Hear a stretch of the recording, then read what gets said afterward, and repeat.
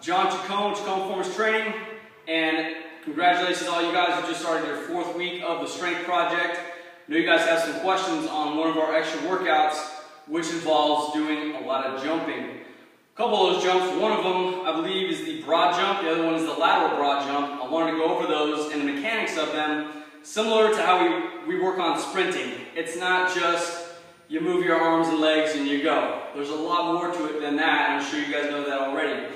So I'm going to break down these movements for you guys real quick to help you out with your workouts to get the most out of these jumping maneuvers. Jumping in general requires a lot of power. Power is speed times strength. Generating speed over a distance as quickly as possible, you're moving your weight, and that's generating power. So, with the broad jumps, we want to go for distance. Distance is our key. As opposed to a vertical jump where you're going for max height, broad jump, you're going for max distance.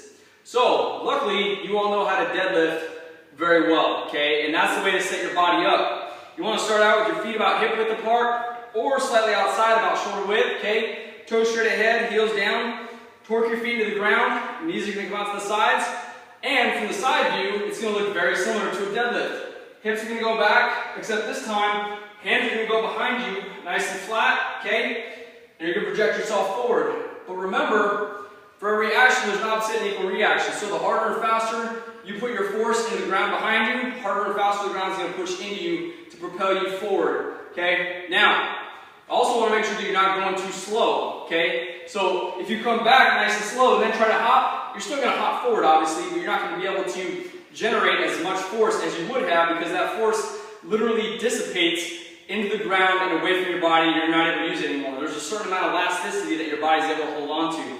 So you want to make it short, powerful, and explosive. Okay? So for the broad jump, all we're trying to do, guys, once you set yourself up, torque your feet to the hand, torque your feet to the ground, okay? Legs straight, squeeze your butt from here, bring your hands forward, and before you launch yourself, you want to aim towards going forward with your hands. If you go up with your hands, you're going to go more up than forward. So, it's something like this.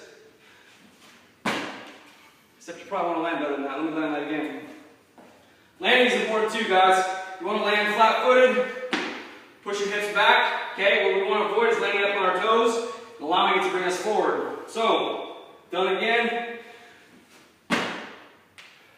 As soft as you can. Again, try to land with your feet shoulder width or wider. If you're landing like this, no stability in that position, guys. Plus, if you land right here as well, lots of shear stress coming right down onto your knee and also up into your hip. It's not supposed to land that way. Let your hips come back and land soft. Now, when I told you to combine your jumps, all I'm talking about is consecutive jumps one after the other. So, you can do up to 3, 4, 5, however much you're feeling. But I recommend get down to singles first, then move on to the doubles. Last one, lateral broad jumps. So, all we want to do, just like when we're doing shuffles, we're projecting ourselves to the side. We're doing lateral sled drags, we're going to the side. And that's where we're trying to project our force.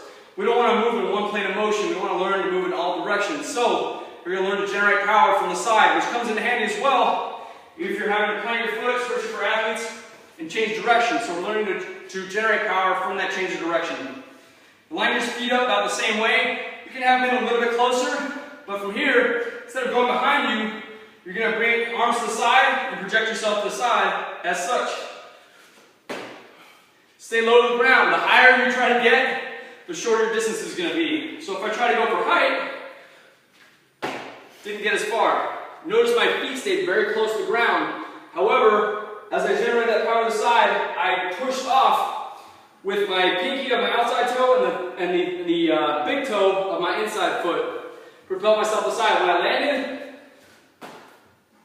try to land with the feet about the same time. Again, about hip width. But going back, absorb that weight properly.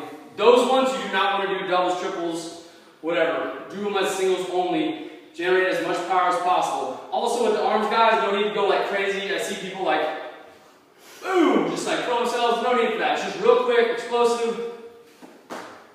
Doesn't need to be crazy, okay? But also, if you don't do it, guess what? Can't do as much, okay? Hope that helps you guys out, and hope you enjoy watching, guys. Stronger every day. Peace.